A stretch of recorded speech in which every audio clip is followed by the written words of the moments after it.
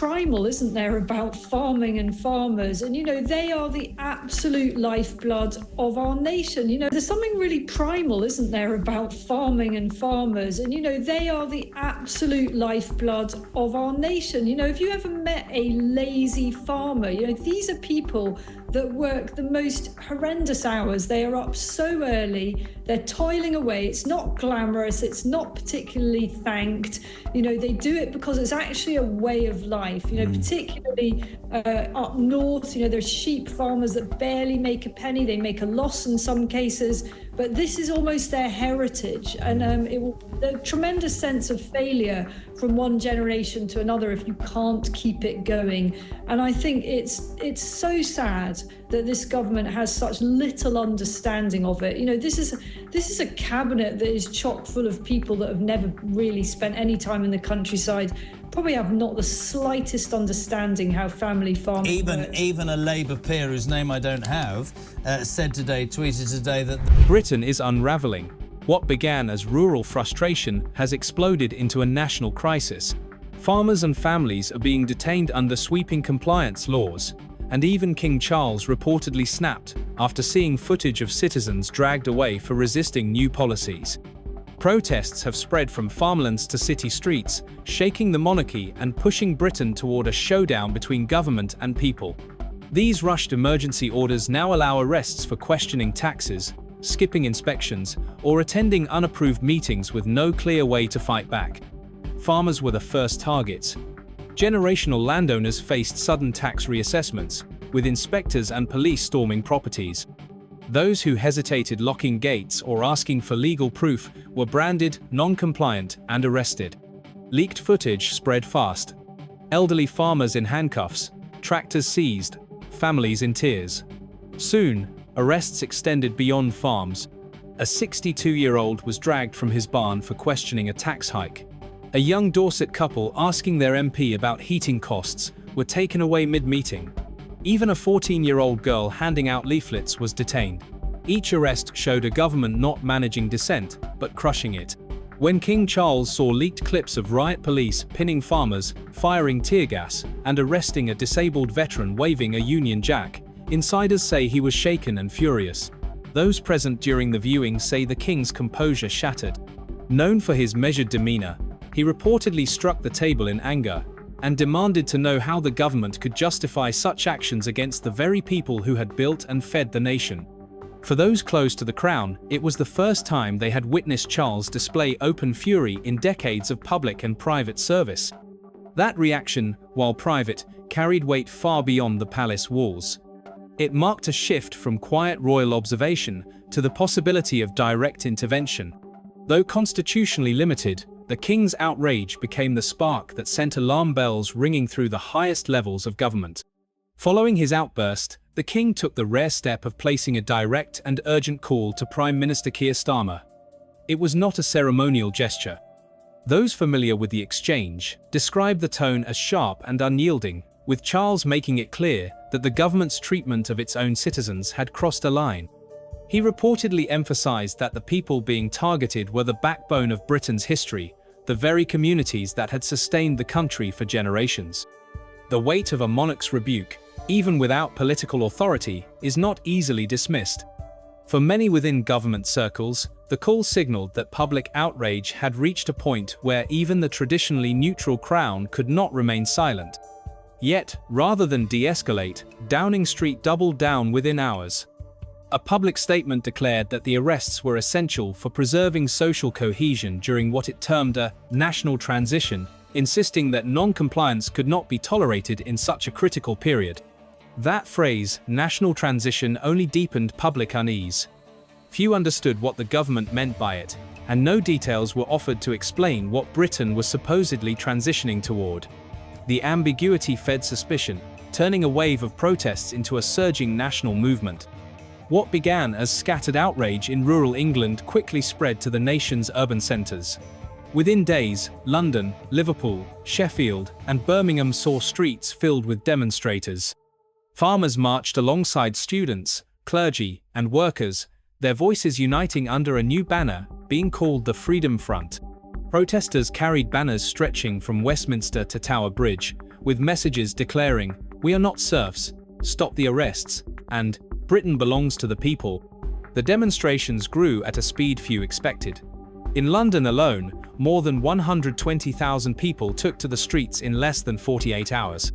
The gatherings were overwhelmingly peaceful, but the government's reaction signaled it had no intention of allowing the protests to swell unchecked. Riot police were deployed preemptively, surveillance drones hovered overhead, and mobile towers scanned crowds for organizers and suspected agitators. The sense of tension only intensified when reports surfaced from Gloucestershire.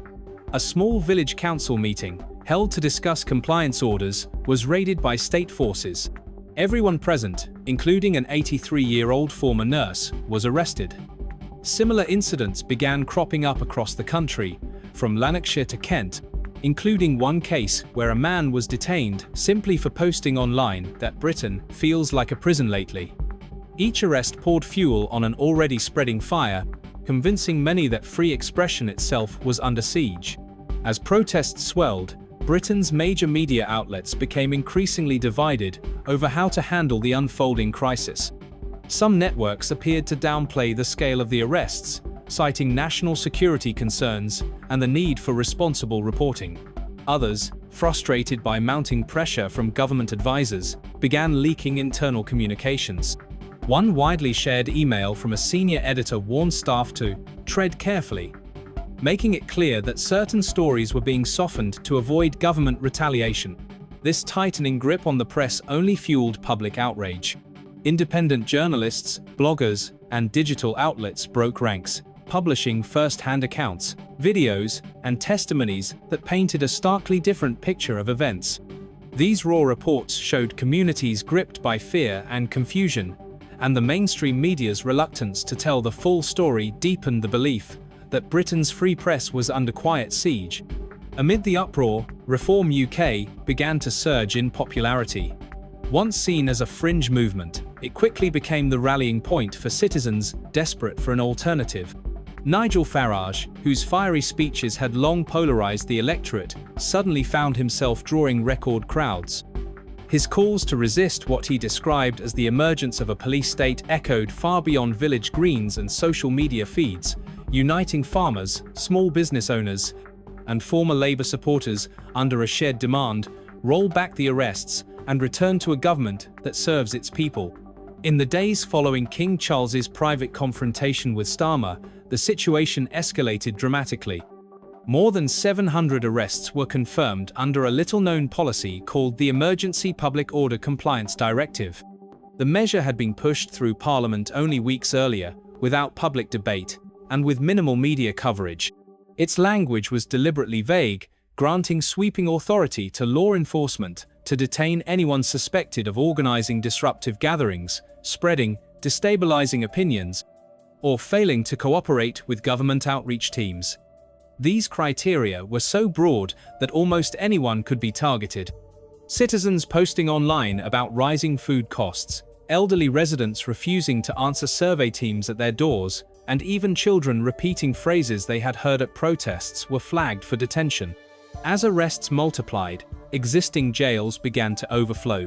The government responded by converting abandoned military barracks and industrial warehouses into temporary holding sites, facilities that quickly became synonymous with harsh conditions and secrecy.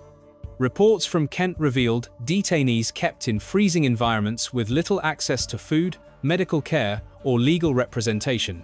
Some had not been given court dates or allowed contact with their families. A former civil servant turned whistleblower described the system as a human rights disaster waiting to happen, warning that many were being held indefinitely without official records of their detention. Those who tried to raise alarms in the press said most news outlets were too intimidated to publish their accounts, fearing government retaliation for stirring public outrage. Behind palace walls, King Charles remained uncharacteristically quiet but deeply unsettled. According to insiders, he began consulting constitutional scholars, spiritual advisors, and former members of the Privy Council to understand what, if anything, he could do within the confines of royal tradition. The weight of his decision loomed large. Speaking out could shatter a century of royal neutrality, But remaining silent risked making the monarchy appear complicit in a crisis threatening the nation's social fabric. Speculation grew that the king was preparing an extraordinary public address, one that could call for unity while directly criticizing the government's approach. If delivered, it would be the most significant royal intervention in modern British history, a moment capable of shaking the political establishment to its core. Yet, releasing such a speech carried risks. Moving too soon could inflame unrest. Waiting too long might render it irrelevant. Meanwhile, Starmer's government intensified its grip on the streets. Preemptive security zones were declared across multiple cities, giving police sweeping powers to cordon off neighborhoods, restrict public movement, and enforce curfews under the pretext of preserving order. In Manchester, entire residential blocks were shut down to prevent a community rally. In Leeds, 2 local councillors were arrested for encouraging residents to voice concerns over the compliance orders. The government's strategy became unmistakable. Stop dissent before it can spread, even if that meant silencing elected officials and local leaders. As the crackdown intensified, opposition began to emerge from corners the government had not anticipated. Teachers became some of the first to push back. New directives from the Education Department instructed schools to monitor students for signs of political unrest, hold assemblies warning them not to discuss protests, and report any child repeating politically charged language at home. When one Birmingham headteacher refused to implement the order, she was suspended within a day. Her story spread rapidly online, inspiring educators across the country to defy the directives despite the risk of losing their jobs. Religious leaders also stepped forward. Anglican bishops, Catholic priests, and Muslim imams formed a rare interfaith coalition, condemning the arrests as an assault on compassion and justice. Their statements, many streamed online, resonated with millions.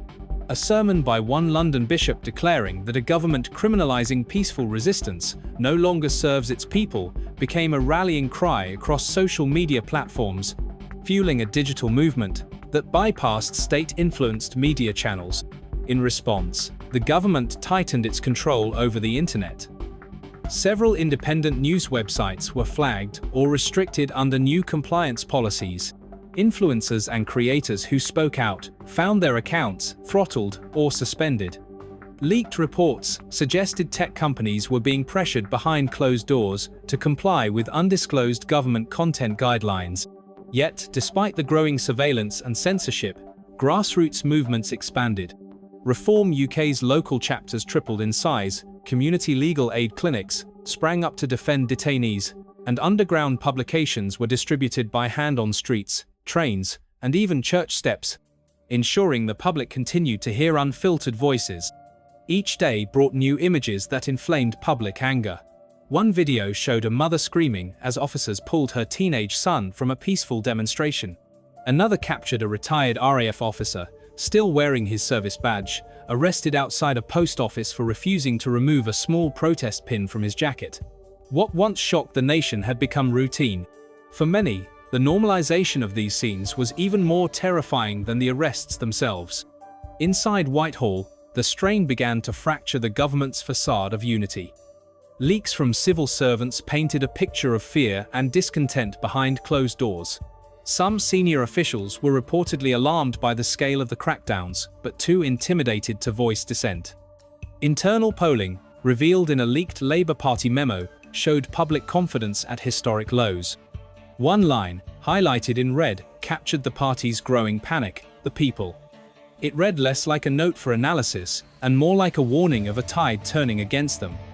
The opposition remained largely muted, with the Conservatives hesitant to draw attention to themselves after years of scandals and internal chaos.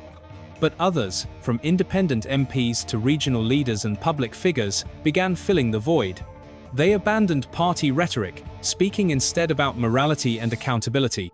Their voices, amplified by growing protests, warned that Britain was sliding toward a version of governance that no longer resembled a democracy.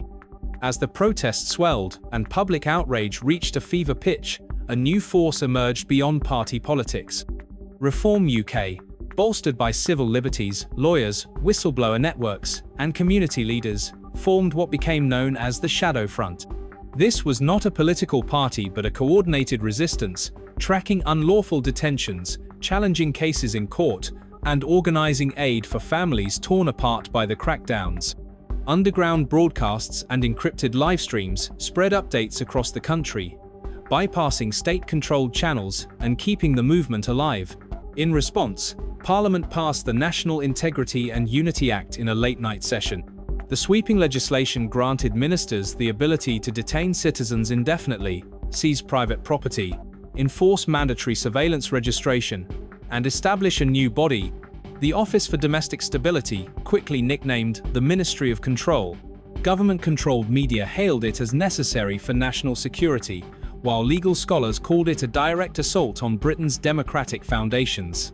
Even the security forces, tasked with enforcing these measures, began to splinter. Police unions expressed growing unease, with officers anonymously admitting they had not joined the force to drag away pensioners or silence farmers. Resignations mounted as morale within the ranks collapsed. Behind palace walls, pressure built to a breaking point.